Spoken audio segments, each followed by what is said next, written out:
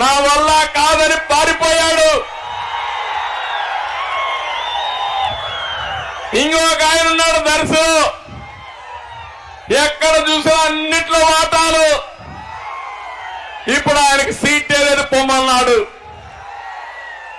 ఇంకొక ఆయన ఉన్నాడు ఒంగోలు, మొత్తం జిల్లా అంతా నాదే అన్నాడు, రాష్ట్రం అంతా నాదే అన్నాడు.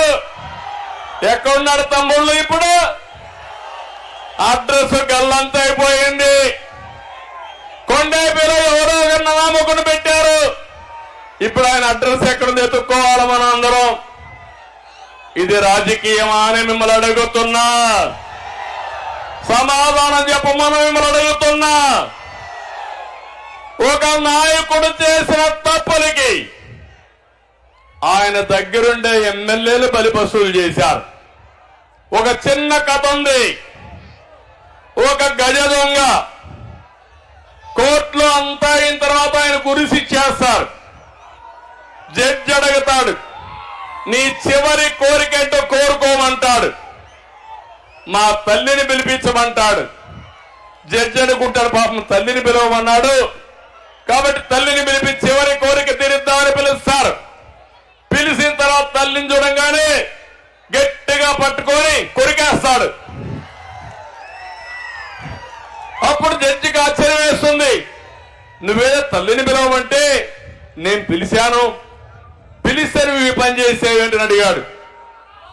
సార్ కానీ నేను తప్పు చేసిన మొదటి రోజు చెంప మీద ఒక దెబ్బ కొట్టి ఇది తప్పని చెప్పుంటే నేను ఖచ్చితంగా అయ్యేవాడిని కాదు. నేను తెచ్చిన దొంగ డబ్బులకి ఆనందపడిపోయి నన్ను పోవడం మొదలుపెట్టింది. నేను విచ్చలవిడిగా చేశాను. నా తప్పు చేసింది నా తప్పు కాదు, నా తల్లి ప్రోత్సహించింది కాబట్టి ఆవిడే నేరానికి కారణం అన్నాడు. అదే మరిగా తప్పులు చేసింది మీరు, తప్పులు చేయించింది మీరు, అవినీతి చేయించింది మీరు, వాటాల కోసం అందరినీ ఇష్టానుసారంగా వాడింది మీరు. నిన్న కూడా చూశారు ఒక ఎమ్మెల్యే ఈ జిల్లాలోనే నన్ను తిట్టాలంట, నన్ను పవన్ కళ్యాణ్ తిట్టాలంట. అంటే ఎంపీ సీటు కావాలంటే, ఎమ్మెల్యే సీటు కావాలంటే ఎంత సేవ చేశావని కాదు. చంద్రబాబుని ఎన్నిసార్లు తిట్టావు, ఎన్నిసార్లు బండబూతులు తిట్టావు, లోకేష్ ఎంత తిట్టావు, పవన్ కళ్యాణ్ ఎంత తిట్టావు. దానిపైన సీట్లు ఇచ్చే పరిస్థితి వస్తే ఇంకా ఈ రాష్ట్రం ఏమవుతుందో మీరే ఆలోచించమని మిమ్మల్ని కోరుతున్నా. కొంతమంది ఎమ్మెల్యేలు అన్నారు, కొంతమంది ఎంపీలు అన్నారు, మాకు సంస్కారం ఉంది, నీకు సంస్కారం లేదు, మేము తిట్టాం, అవసరమైతే నువ్వు సీట్ ఎక్కిపోయినా పర్వాలేదని చెప్పారు. వాళ్ళు గట్టిగా అభినందిస్తున్నా, మీరు కూడా అభినందించాల్సిన అవసరం ఉంది. అంటే ఇవన్నీ చూసిన తర్వాత తమ్ముళ్ళు మీకు బాధ అనిపిస్తుందా లేదా అని అడుగుతున్నా. ఎలాంటి సంస్కృతి ఇది?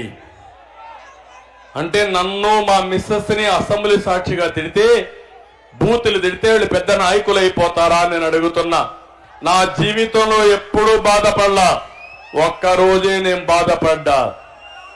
నా జీవితంలో 23 క్లేమోర్ మైన్స్ నా మీద బ్లాస్ట్ చేసినప్పుడు కూడా సాక్షాత్ వెంకటేశ్వర స్వామి నాకు ప్రాణభిక్ష పెట్టాడు. ఆ రోజు కూడా నేను భయపడలా. నేను చేశాను ఒక మంచి పని, ప్రజల కోసం బతికాను. అందుకే ఇలాంటి వచ్చినప్పుడు కూడా ధైర్యంగా ముందుకు పోయా.